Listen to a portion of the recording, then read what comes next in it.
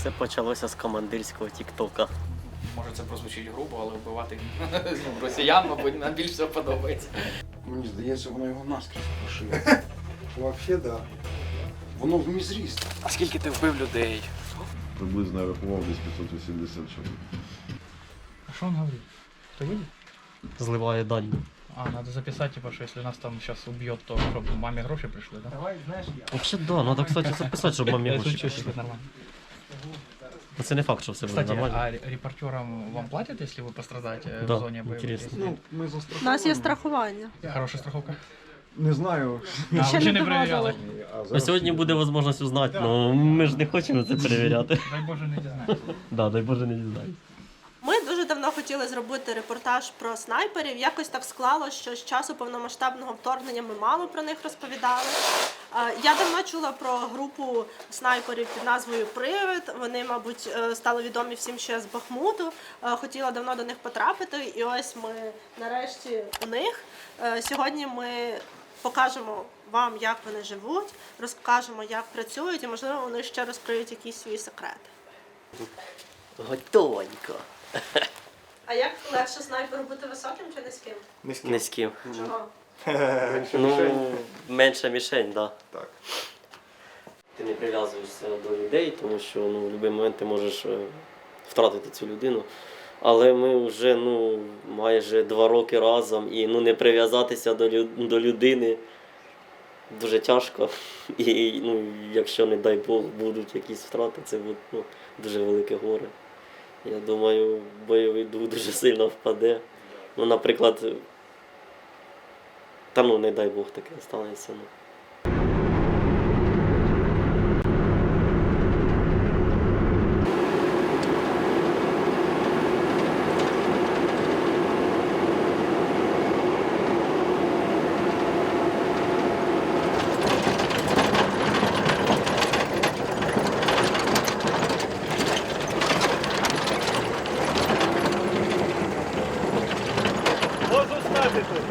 Може скільки прожив, наверное.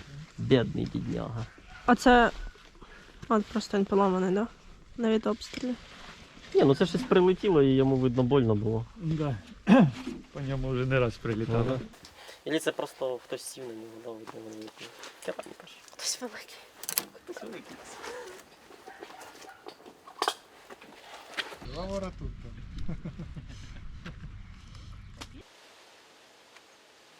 Як ви стали привидами Бахмута?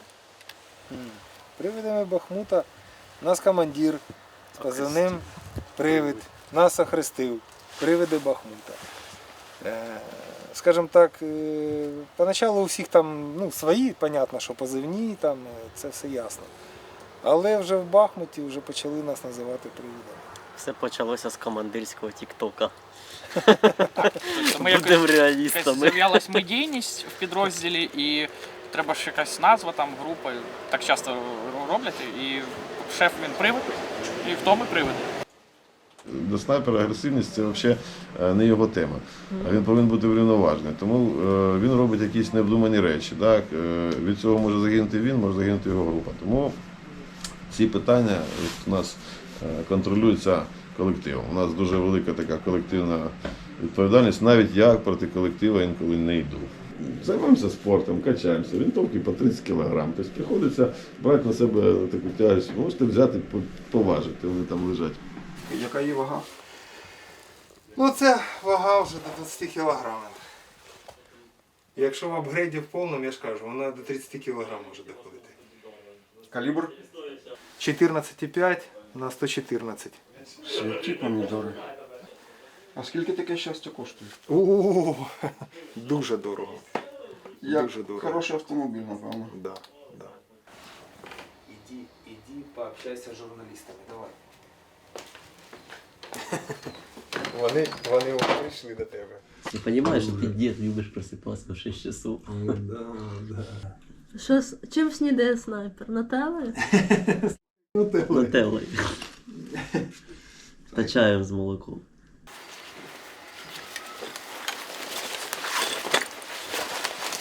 О, забили. Да.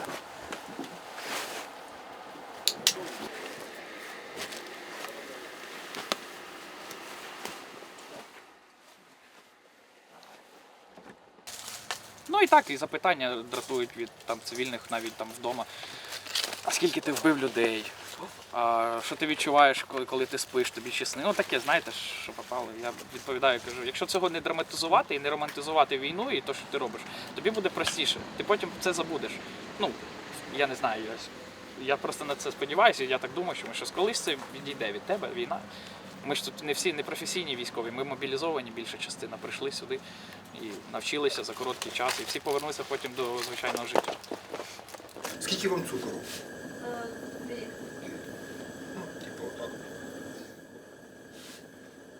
От, до речі, приводи. Хлопці вчора ваші казали, що їх дратують дуже запитання, скількох ти вбив, але ви ж ведете підрахунок. Дивіться, давайте так, стосовно підрахунку. Його не вести неможливо, тому що я кожен день там, після роботи даю, відчет даю там, на вище керівництво, так? І там чіткі правила, якщо є підтверджений, то обов'язково повинен відео звідки дати. Кількість, яку ми знищили загалом, неможливо сказати, тому що, я не скажу так, 30% там ми всього записали. Це складно писати. Тобто, на даний момент, тобто, на останній десь приблизно я рахував десь 580 чоловік. Бачите, закашлявся. Не так нас дратує це, коли командування цікавиться, а от коли якийсь гражданський, так сказати, підійде, от якась людина, яка взагалі не в цій темі, і вона тебе спрашує там, а скільки ти завалив, типа, а коли це закінчиться, а що ти там робиш? Та тебе волнує, що я там роблю, скільки я там людей вбив, і ще щось, Якісь Тебе кровожадні. це не должно волновати взагалі.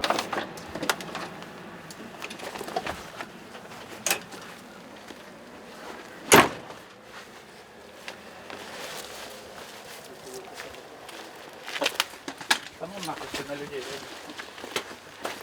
Дом милий дом. Чуєш ці аромати ванілі? Тут миші дохнуть, так? Дело в том, что тут еда была. Вот, поэтому хлопцы как бы тут приходят, уходят, а жаркота остается, и вони їдять. Постоянно. Так що. У нас є ще декілька місць там, де ми дислокуємося. А це просто було одне із місць таких, що можна було чая попити, кави. Такое. Перевалочний пункт. Перевалочний пункт, так. так. Хлопці, а хтось з ваших батьків знає, чим ви займаєтесь?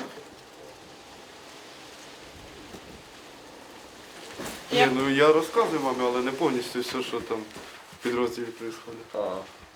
А як ви їй про це сказали?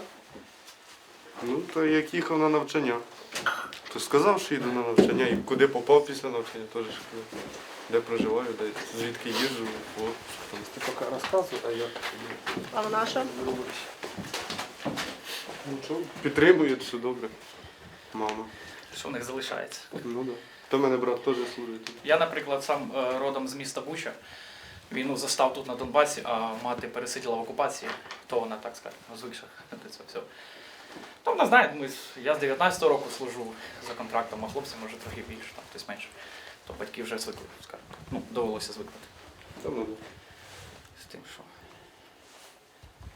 А як ви думаєте, скільки вам років, можете сказати? Мені 24. Воля? Мені 21 рік. Мені 25. І Кіцаня. Вік має значення для снайпера? Має значення, скільки ти вже на цій посаді стоїш, скільки в тебе на стрілу, досвіду і прощо. А вік, чим молодший, тим краще, звісно. Досвід. Старшому нашому поколінню, мабуть, не знаю, трошки важче, ніж нам там добиратись до позиції. Якими гвинтівками користуєтесь? Польська груд зараз. Різними калібрами, тобто від 308 до 50 і навіть більше. Цим користується група прикриття, це польські автомати. Що найкраще, на вашу думку? Із того, що... Найкраща гвинтівка, яку може Так, вміти? якою ви користуєтесь? В залежності від задачі, але як показала практика, такий частіше всього задіяний це МРАД. Вона більш точна гвинтівка, вона йде з ПБСом, два ствола йде взаємозаміняємо, аверлопер, тобто розкладається вона з двох частин. Іде в неї вже Марк Люпольд, приціл, 5-го покоління, яка вже в апгрейді. Вона теж десь до 12 кг вона може бути, може і більше. Тобто вона так найчастіше і найкраще все показує. Вона і по вазі просто оптимальна така. Золота середина. Тобто у снайпера не одна гвинтівка.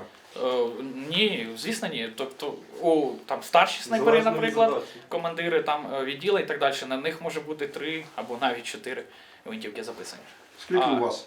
В мене одна, я користуюсь одним, я другий номер снайпера, і я користуюсь 308 калібр. Звісно, на вихід, коли ми йдемо, там в залежності від задачі, буває і автомат бере, буває, а снайпер бере вже калібр більший. Теж залежно від дистанції, на яку ми працюємо, і умов навколо. Перед тим, як ви виходите на завдання, ви знаєте, так, яку вам треба гвинтівку? Так, звісно, ми ну, як і у всіх, проводиться якась мінімальна розвідка, вибирається місце, звідки ти працюєш, визначається дистанція, і ти вже під це затачуєш своє спорядження. Спорядження, калібр обираєш, яким зручніше буде. Тобто, наприклад, якщо у нас дистанція до окупантів там 400 метрів, навіщо мені тягнути велику гвинтівку? Я візьму собі менше, мені буде простіше, вона менш габаритна, точніше, я собі спокійно дійду, там відпрацюю на коротку дистанцію, яка для неї по паспорту, по ТТХ робоча. І ми собі спокійно підемо. Якщо вже дистанція більша або інші задачі, наприклад, там техніка, переміщення особового складу, там вже в залежності від цього ми граємо, вибираємо собі зброю. Алігатор використовується більше вже по цілях броньованих. Броньована техніка, БМП, це такого характеру. Мені здається, воно його наскрізь прошиє. Взагалі, да. Воно в мізріст. Да. 4 кілометри це нормальна її дистанція. До 7 кілометрів працює. Ця гвинтівка. Ну, працює тихо.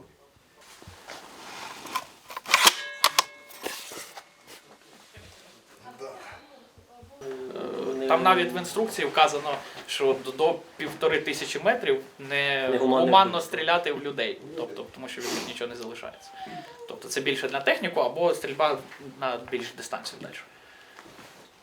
А з якої найдовшої дистанції ви стріляли? От 2700. Ні, саме найдовша у нас була 2400. 2700 працювало, на 2400 спрацювало. 2400, так. Да. Це мінометний розрахунок, це було в Міньковці. Тоді працював цілий підрозділ. І спрацювали. Ми тоді його довго, скажімо так, спостерігали за цим розрахунком. І цілий підрозділ відпрацював його, наш підрозділ. А яка для вас найзручніша дистанція для роботи? Саме найзручніше це від 400 і до 1,5 кілометри. Ближче, так? Саме нормальна дистанція, так. З місця, з якого я, наприклад, стріляю, чим більша дистанція, я не знаю, яка погода в тому місці, куди летить куля. Тобто там це можна враховувати, але в принципі, чим ближче я підійшов, тим більше знаю, що у нього такі самі погодні умови, і мені буде простіше робити прямий постріл, там, чим з поправками виносити все це. А в тепловізійних прицілах поправки не вносяться.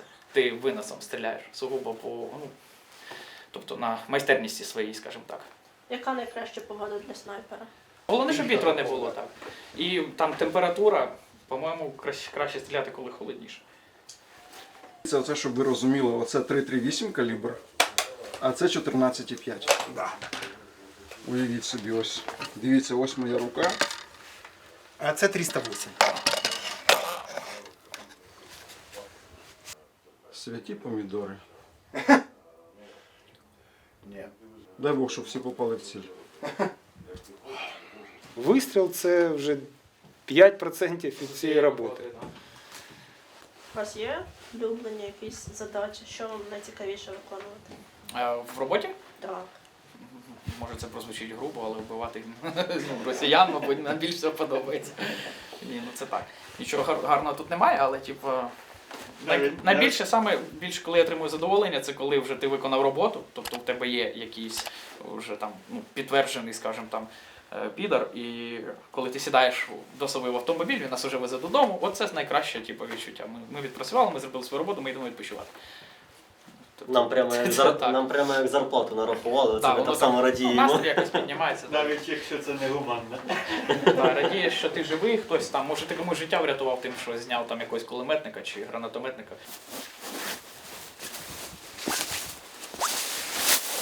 Бачите? Тобто, і таке. Скільки маск-халатів маєте ви? На кожну пору року 4 штуки. маю, да. Якісь із них ви робили самотужки, чи це все якісь покупні? Да, є у мене. Ну от ще отакі є. От типа кікімор. Оце є. Типа такого робили. Сітку брали і робили з нього такий. Це або рання осінь, або весна. От така раненька теж. От. Ліпше це коли ти сам робиш масхалат, підбираєш його під себе, тому що як ти зробиш, так воно тобі буде зручно і воювати в ньому.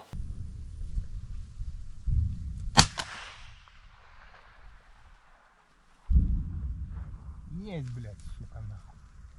Да, бабу. Угу. Часто бувають снайперські дуелі. Ну, не часто, але бувають. Раз в місяць, Так, буває. Тобто. Ну, на останньому виході оце ж якраз, як ми з Альфою були, довго питалися снайпера спіймати. Він то з однієї дев'ятиетажки, то на іншу дев'ятиетажку перепригне. Поки кулеметника не обрали, він не затих. Він вже зрозумів, що його товариші шльопнули, так сказати. І далі вже працювати нема смисла, тому що його ніхто не прикриває ні огнем. Снайпери намагаються Ніхто не знайти якісь високі ранги, військових високих рангів. Чи це не має Ти не значення? відрізниш його. Ну, як, можна відрізнити, але взагалі командир він же ж не буде собі там в шанелі і, скажімо так. Не провоцируй мене, Сава. Часто вони видають себе кількістю радіостанцій. Якщо ти бачиш навішане хоча б там 2, це вже по-любому якийсь командир відділення, взвода, що завгодно може бути. І от він, звичайно, пріоритетніший. А якісь там доходяги. Бувало, товариші розповідали з інших підрозділів, що вони зривали штурм масовий вбивством одного тільки командира. Все, пропадає командир, вони не знають, що робити, вони сипляться, відступають. Штурм відміняють. Тобто так, якщо є така змога зняти скажімо, якогось начальника, там, то, звісно, ти це намагаєшся зробити. Так, по суті, якщо відрубити змії голову, то вона ж не поповзе. Ти що, ти стекло поміняв, так? Да? Ти ж розбив його, по-моєму, чи ні? Чи це не на цьому хамері? И на цьому теж. І на цьому теж, так? І на тому теж. Ви ще чуть не туди звернули, кстати, я тобі скажу слово. Де не Знаєш? звернули? Ну ви потім назад здавали. Да. Я тобі кажу, А мене все время наліво я тобі тягне. кажу, вони походу не туди поїхали, поняв? Мене наліво сюди тягне. Погано, що тебе наліво тягне, ну направо, взагалі прямо должно тебе. Хуяли. Але ж поживаємося нормально. Діло в тому, що ми вже притерлися давним-давно.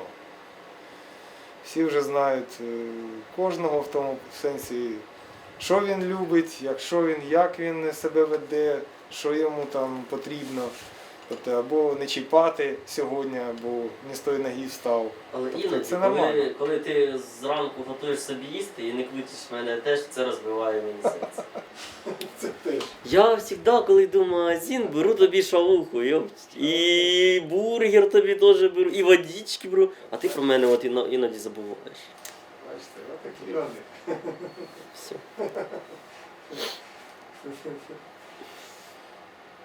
Раниш мене дуже сильно. Працюємо. Ваша роль теж важлива, ви світу показуєте, що ось справді тут війна і все інше. Це теж важлива ланка. Думаєте?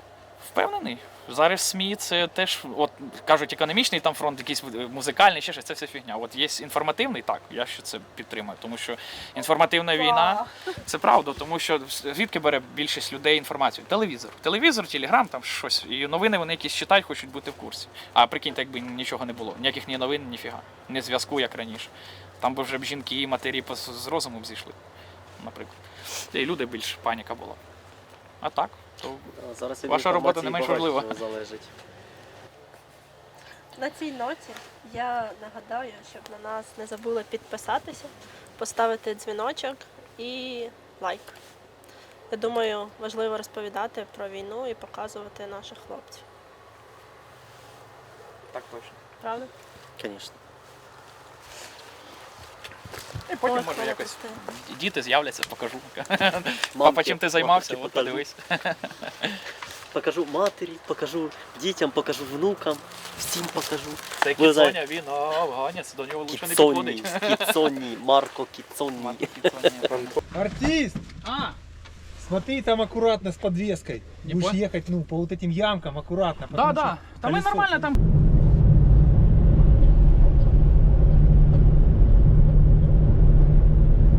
Конець-то удвох, блядь, це вам, Ой, не, все, це давай. вам не стидно, ні? Скільки надо воєнних, щоб вставити одне колесо? 5. В этом случае, сколько нужно снайперов, чтобы поставить колесо?